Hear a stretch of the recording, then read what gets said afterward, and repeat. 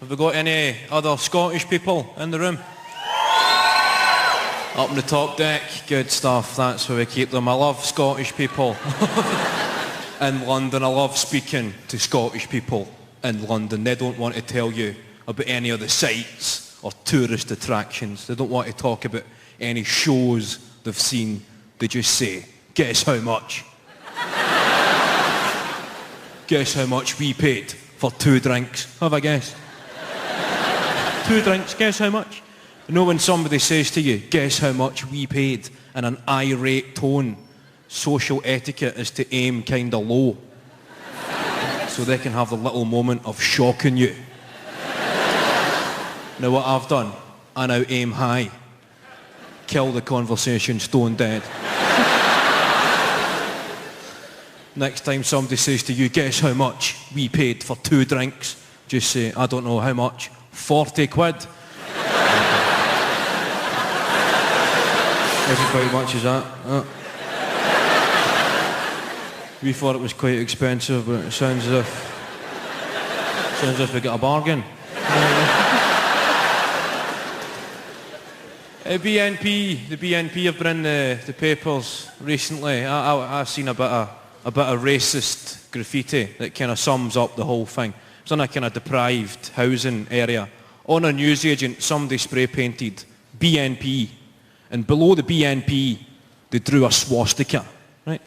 Now, beside this swastika were a couple of unsuccessful attempts at drawing a swastika.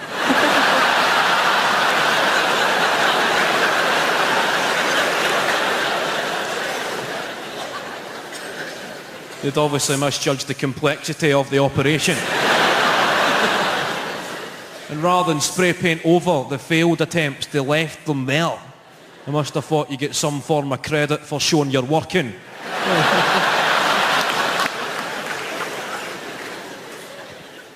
I was reading the government plans to provide musical instruments to children, like young people from deprived areas, because that'll solve their problems. Musical instruments. What's up, son? Your mum's a crack addict. Your dad's in jail. Don't worry. Have a Glocken spell.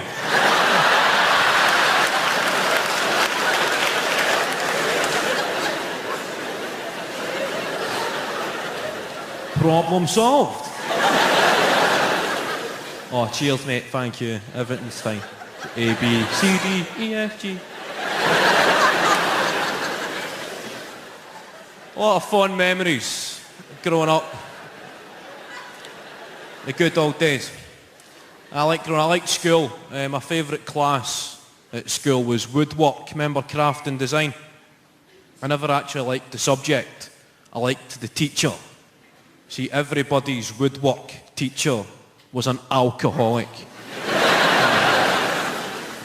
I remember this guy, our woodwork teacher. He would just be sitting at his desk about 10 minutes in to the woodwork lesson, and he's not even spoke a word. Right? Just sitting there, going,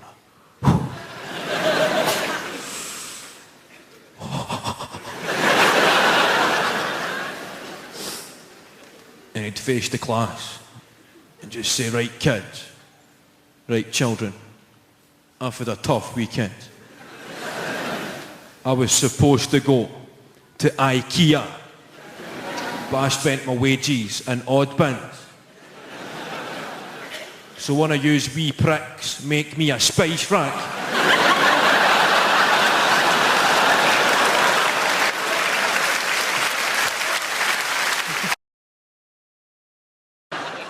We weren't going to call her Millie originally, we were going to go for an Irish name. That's what my wife wanted, she's from an Irish family. But I decided we weren't going to give her an Irish name for the simple reason that the Irish names are the most complicated names in the world. They're the only nation in the world that somehow managed to have more syllables in their name than they do letters. How is that possible? What's your name? Finna Hardigan. Sorry, my name is Finna Hardigan. What? Finna Hardigan. Finna Hardigan. Not Finna Hardigan. Finna Hardigan. fucking said. No, you said fun on a hardigan. It's fun on a hardigan. Are you burping in the middle, or is that part? My name's Fun on a hardigan. Can you just spell it for me? Yes, F-E. That's it. What the fuck is that? How can that be fun on a hardigan?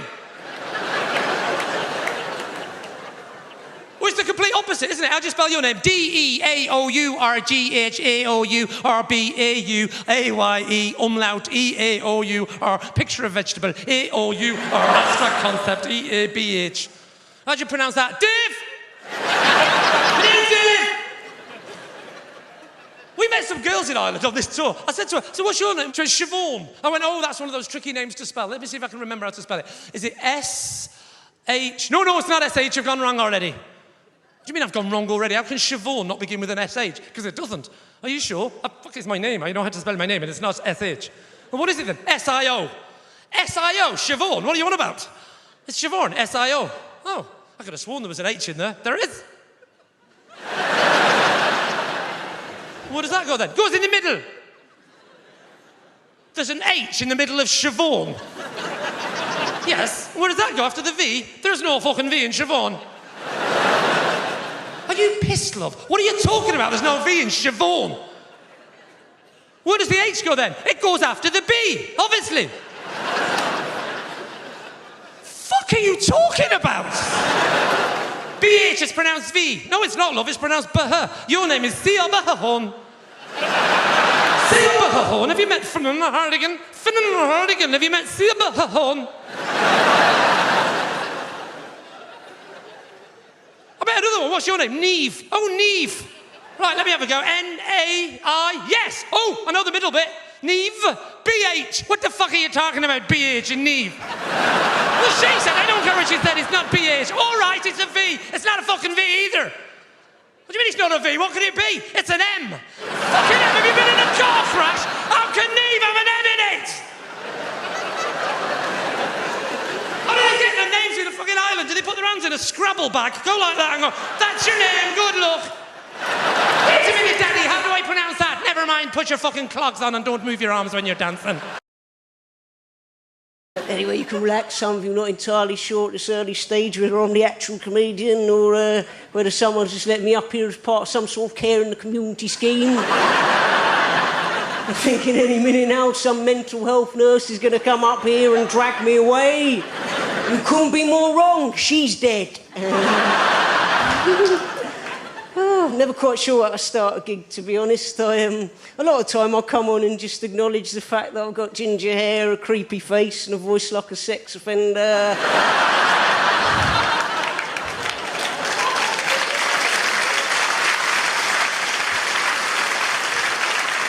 I feel like if I don't do that, audiences are sitting there a little bit baffled and confused, thinking, what's going on in a comedic sense? God's given this man so much to work with, and yet he's using none of it. How could this be? It's lovely to be in Dublin. I'm glad I get nervous when I come on stage. I wouldn't want to be arrogant. It's natural to get nervous to do this sort of thing, isn't it? And no, I wouldn't want to get arrogant because comedy is a job that will slowly strip you of all your dignity. My mum came to see me do a gig recently for the first time ever, and she's Irish, and she's from Dublin, and she's wonderful. She tries to encourage me in everything that I do, but when she thinks I'm rubbish at something, she's not all that good at concealing it. So, oh, that was great, Andrew. You stepped on stage, you started talking, you carried on talking. Not everybody was listening, but you didn't let that faze you.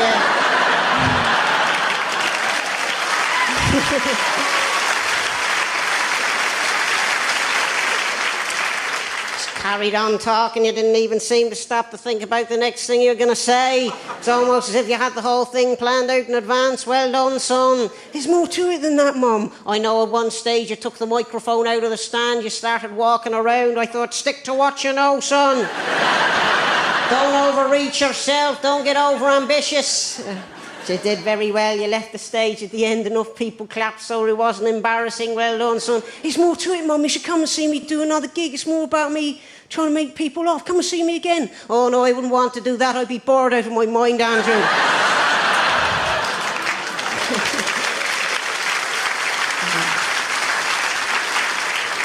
But it's a privilege, a genuine privilege to be here. I never thought I'd get to do something fun and interesting for a job. I went to a rubbish school. Nobody ever told us we had any potential. Head teacher used to stand at the front of assembly and say things like, now remember, as you journey out into the world, whatever your expectations are of life, lower them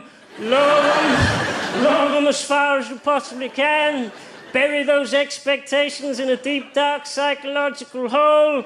Once you've done that, whatever remains of your expectations in your heart, accept and acknowledge they will never ever come to any sort of fruition. Put your shoes on, go out and get a job you don't like, enter into a loveless marriage, drink heavily, pretend that you're happy. Don't complain, never complain, get on with things quietly, wait patiently for death. Death will inevitably come. When it does, trust me, you'll be more than grateful.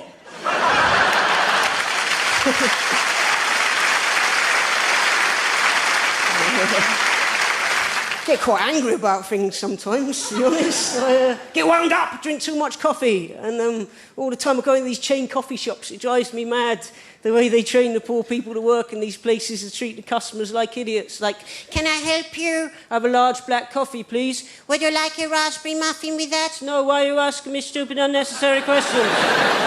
You asked me what I wanted, I told you what I wanted, a large black coffee. If I wanted a raspberry muffin, I would have said I'll have a large black coffee and a raspberry muffin. I didn't say that because I never wanted a raspberry muffin. An ample opportunity to look under the glass counter at all the confectionery on offer and think, do I want any of this? The conclusion I came to is no. No, I don't. Yet somehow in the moment between me deciding what I wanted and making my order, you're imagining I've forgotten what I wanted. I haven't. Why are you asking me stupid, offensive questions? I never asked you stupid, offensive questions, do I? Can I help you, large black coffee? $2.50, please, certainly. Do you want a punch in the face there? No, stupid, unnecessary question.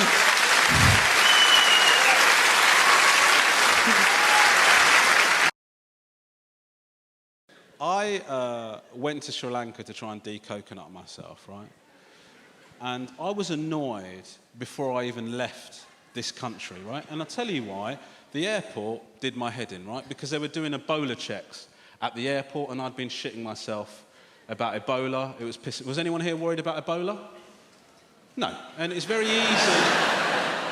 easy to not worry about something that doesn't affect anyone who looks like you. I understand that, right? But I was nervous about it. Started watching the news, trying to stay on top of it. You know what pisses me off about the news? Right? They never recap what's been happening.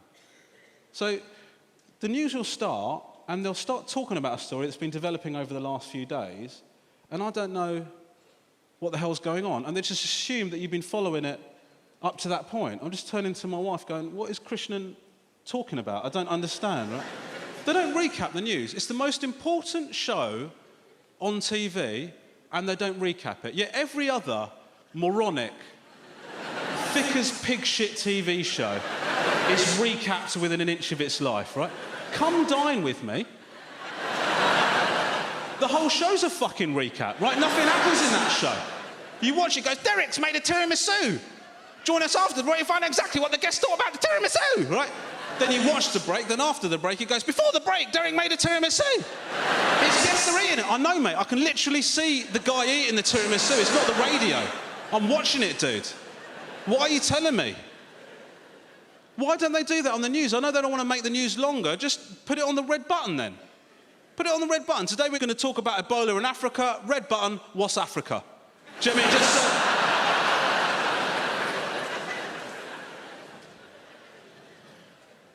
Do you know what the funniest thing about the Ebola checks was? The funniest thing about the Ebola checks, right? Voluntary. Voluntary. Voluntary checks at the airports in this country to find out if you've got Ebola. Who the shit is going to volunteer to spend more time at an airport to find out if they might have Ebola? Not me, mate. I've got a massive Toblerone to get stuck into. I haven't got time to find out if I've got a deadly virus. It's difficult enough to fly out this fucking country as it is. I'm brown with a beard, mate. I was wearing a camouflage jacket because I'm having a midlife crisis. I might as well have said, hello there, could I please have a rectal exam?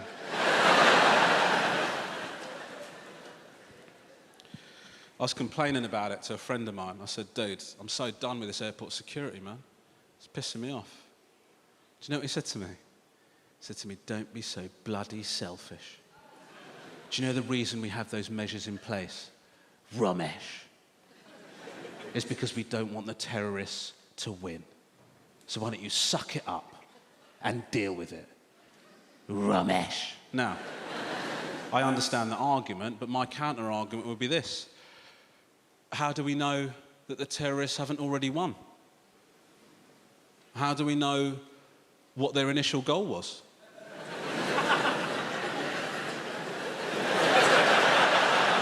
What if their initial goal was just to make air travel fucking annoying?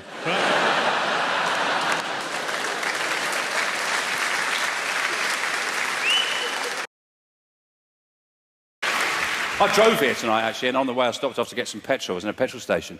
And it's weird, I know a lot of petrol stations like this these days.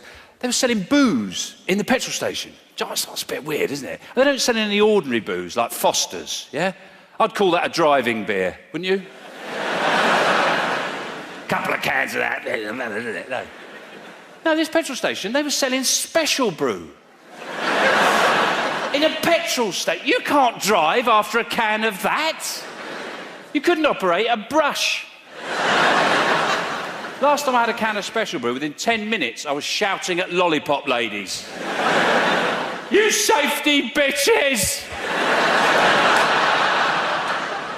You know special brew, you notice they never advertise it, do you? You never see it advertised, do you? That's because there's no point. Because the people who drink it can't be reached by normal advertising. If you want to advertise to them, you've got to book space on the side of stray dogs.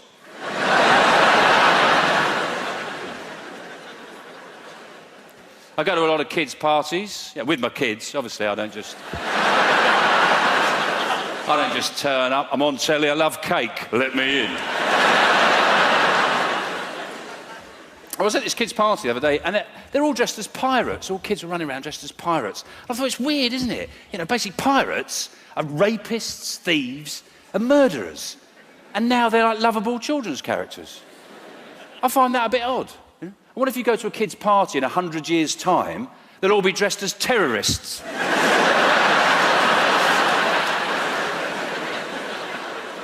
And instead of saying, shiver my timbers, they'll go, I spit on your decadent Western ways.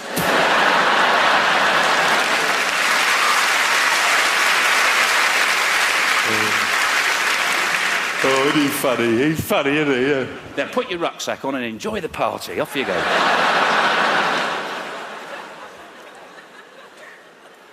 I'll tell you the worst thing about kids' parties is when your kids are going to a party is they want to make a card. Oh, Christ, I hate that.